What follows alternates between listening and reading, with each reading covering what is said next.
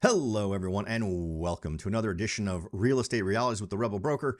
My name's Robert Whitelaw, and I am the Rebel Broker, licensed real estate broker in the state of California, member of the National Association of Realtors. But please, don't hold that against me. Coming at you once again with some interesting news in the world of real estate. Now, if you'd like to reach out to me directly, you can find my website at soldbyrobert.com. I have a great new homeowners tool. I'm calling it that instead of a seller's tool or just a home value tool because it gives you so much more. Feel free to check that out at soldbyrobert.com. Just right there, the front page at the top, left side, enter your address. You'll get that instant home value estimate, but you're also going to get access to some amazing tools to help you get the value of not just potentially selling your home, but understanding what you could do with your equity, how you can pay your mortgage off sooner. Does refinancing make sense? It's a tool right there using current rates and realities to help you decide what to do with your property so that you're getting the most out of it as possible. So make sure to check that out. Now, one thing we need to talk about is a new loan program that's put out by Rocket Mortgage. It was an article that came out on Risk Media, and I've got several articles here and some more detailed information where buyers can go in and just put down 1% to get their home financed. And this is always an interesting topic. I know there's an awful lot of push to try and facilitate lending to folks who are in a more challenging financial situation. It's always sort of a double-edged sword. When you do this, you're burdening people frequently with debt that they're not equipped to manage, and they really need the knowledge. It's not that it's not that they are incapable of doing it. It's just they've never been taught. They've never been trained. They've never had the experience that they need in order to really manage those finances as effectively as they possibly can. So I've always been a little bit dubious about, instead of simply maintaining the same credit requirements for lending, but then rescinding them for folks that are the most disadvantaged, instead of doing that, why do we not train them? Why do we not educate them on how to better manage their funds? But this is an opportunity that I think a lot of people could take advantage of. But what concerns me is, as with any 3% down loan, you are pretty much instantly in negative equity, right? And by that, I mean, if you bought this home and decided to sell it the following day, it would cost you more to sell it than you'd make. So you'd end up owing somebody money when escrow closed. When you put 20% down, that's not going to happen. If for some reason some crazy emergency happened in your family, or say you got fired immediately after escrow closed, and suddenly you can't afford that mortgage, if you needed to get out from under that house, you would lose some money, but you would at least have money come out at the other end. You wouldn't have to write another check for selling that home. So it's always about being prepared for the worst case scenario. But let's go ahead and talk about it here for a second and see what this is. So this is the website for Risk Media, and this is sort of the article that they threw out there. I'll have a link to this in the show notes if you'd like to check this article out for yourself. But the real meat is really at Rocket Mortgage itself. So the One Plus by Rocket Mortgage is a 1% down payment option to purchase a home. What's interesting here is that it still is brought up to being a 3% down loan technically, because you're given a grant by Rocket Mortgage of 2%. I would love to find out more about this. I've looked at their website and they've talked about different federal, state, and local grant programs that supposedly do this, but most of those are only for first-time buyers. This is not just for first-time home buyers. This is for anyone who meets some criteria that we'll discuss here in a moment. But being a first-time home buyer is not one of them. Let's see here. The program is available nationwide. So since they're making that blanket statement, it's clearly not, we're just doing this in California or we're just doing this in Nevada, which would imply that there's some sort of a state program that's contributing to these grants. And what's important to note is this grant is a grant. It is not something that the home purchaser, the buyer, ever has to pay back. It is some magical amount of money that comes from somewhere. And I don't know if that gets wrapped up into some sort of thing Rocket Mortgage has going on the side that gets covered somehow. I would love to find out, where does that money come from?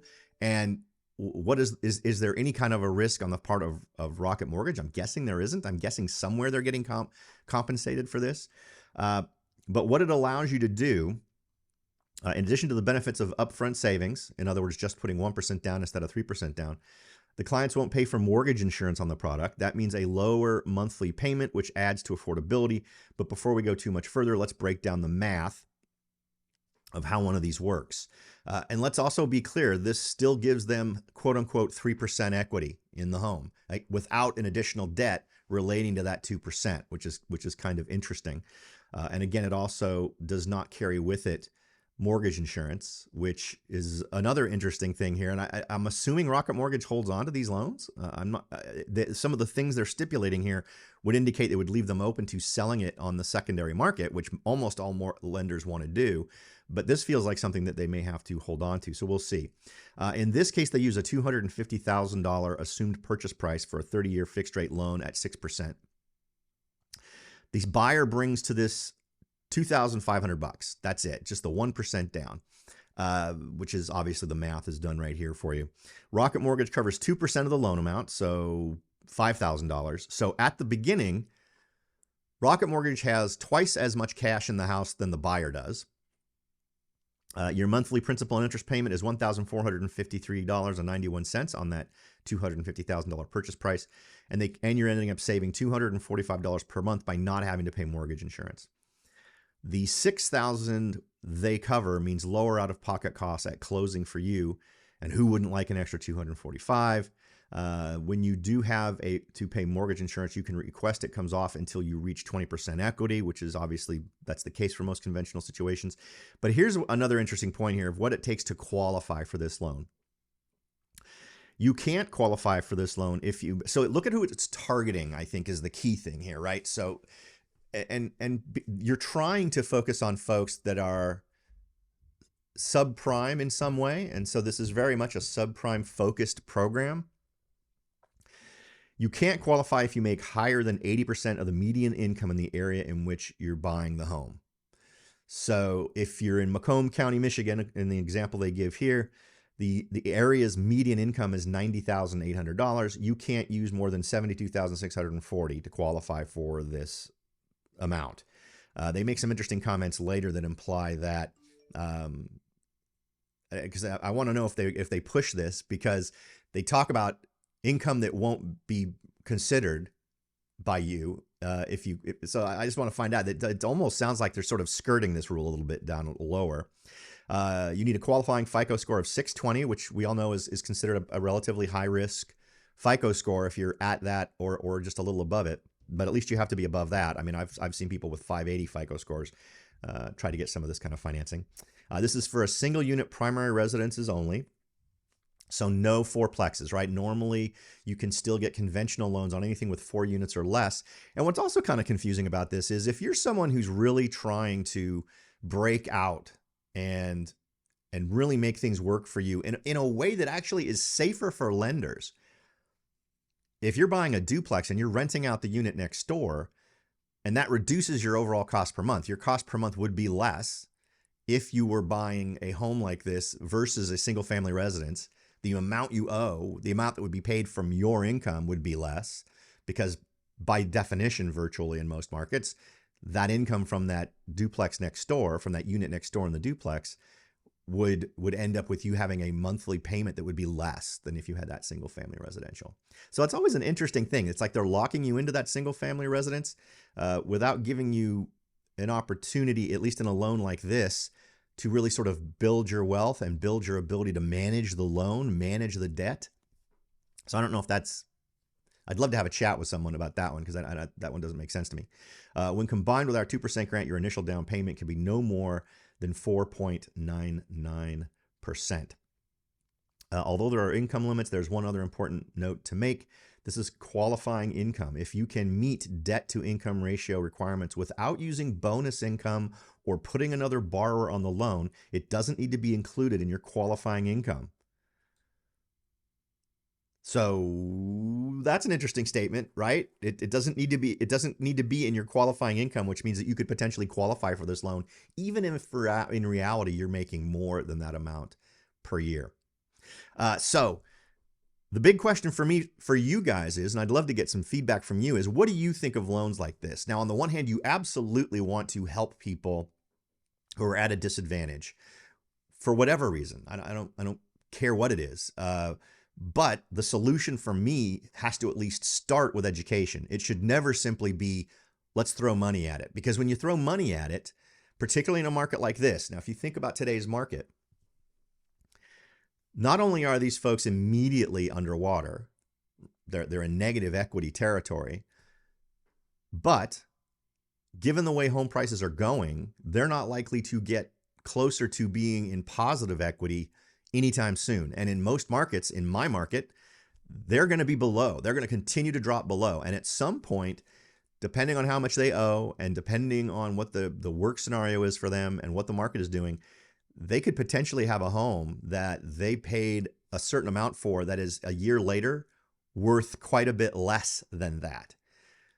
Under that kind of scenario, if you owe this huge amount of which you're only into it for $2,500, how much skin in the game keeps you in the game? For you to just walk away from this loan or to just walk away from the property? How does that work out? We've seen how this happens in the past. When we had the 2006, 7, and 8 real estate downturn, we saw people simply walking away. Folks who had gotten loans of even over 100% in some cases. Folks who got 99% loans where they only put down 1%. We saw those folks just walking away, just saying goodbye. And that was it. Those folks who had more equity, more skin in the game, tended to stay. And of course, then we've now saddled these folks who already had a disadvantage with the greater disadvantage of having a foreclosure on their record, which isn't a good thing. So I'm not sure this is good news. I'm sure this will help some folks, but I'm just not sure that when we actually look at the lay of the land, where we are right now, that this makes a whole lot of sense for folks. When you're walking into a market where the anticipation is the market's going to go up for a considerable amount of time, maybe this makes sense. I would argue that it doesn't, but if we at least admit to ourselves that the real estate market is in the process of declining more than it is increasing in most markets, does it make sense, or is this higher risk for the institutions to do this kind of lending? So it ends up being bad for the institution that might be doing the lending, but it's even worse in terms of the effect on the family. It's even worse because of the amount of financial burden you're putting on that family relating to this home loan. So, and again, for those of you who are lender experts out there, I'd love to learn more about this grant program. Now, what I did find on the same website from Rocket Mortgage was the types of down payments assistance, and they have a definition of what grants are. Home buyer grants are loans offered at the state and local levels. Now, keep in mind, this is not state and local levels. The grant that they referred to in this One Plus program is a nationwide thing. So it's definitely not just limited to some state or local level. Funds may even be available from private sector and nonprofits where you live. So private sector or nonprofit tends to be the thing that I'm leaning into here, with the private sector perhaps being Rocket Mortgage. They're not doing this for free, though. There's got to be something. I don't know if it's just a way to benefit throughput. They're just trying to create more business, and these funds represent amounts that would have normally gone as commissions to someone. I'd love to get more details on it. But the way they define grants, as I've highlighted here, is the most valuable form of down payment assistance is the grant. That's because grants provide money that homeowners never have to repay. It's considered a gift. An important word of warning here is that some programs that are labeled grants by the organization doing the funding may actually create a second lien on your home. While nothing is inherently wrong with this, as long as you know what you're getting into, make sure to carefully read the terms associated with any agreement for down payment assistance. You'll also want to make sure your lender is aware of the grant. Otherwise, you might end up with a silent second mortgage. So in this, they draw a line between a grant and your lender, whereas on the One Plus program, it definitely sounds like those two things are bundled together, where the lender and the grant are the same thing. The grantor, in this case, giving the money, is Rocket Mortgage or some subsidiary or some nonprofit partner. So interesting that this suddenly you just get that equity, you get that 2% for nothing if you qualify.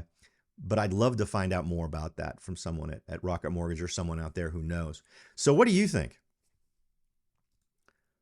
This is something we've talked about tons on the podcast. And sometimes I'll get some heat from folks saying, well, geez, you just don't want to help people. No, I do.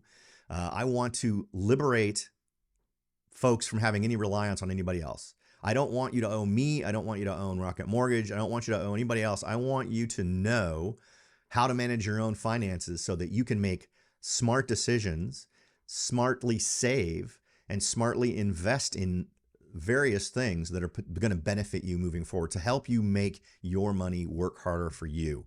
And by taking someone who we've already identified as someone who is financially challenged and giving them more debt, it just seems like the wrong thing. It's like a guy who's drowning and pouring buckets of water over his head, right? You're just adding to the problem without teaching that person to swim. So that's my take on it. Again, I'd love to hear your take. Feel free to comment below if you're on YouTube, if you're at my website at soldbyrobert.com and watching this there. Feel free to comment at the bottom of the show notes. I really would love to get some feedback from you on what you think about this. So hopefully we've gotten you thinking a little bit, and I've left more knowledge on the table than we've taken up in your time. That's always the goal. If you have any questions or concerns, reach out to me directly at the site, soldbyrobert.com. Thanks again for listening, everybody. I'll talk to y'all next time.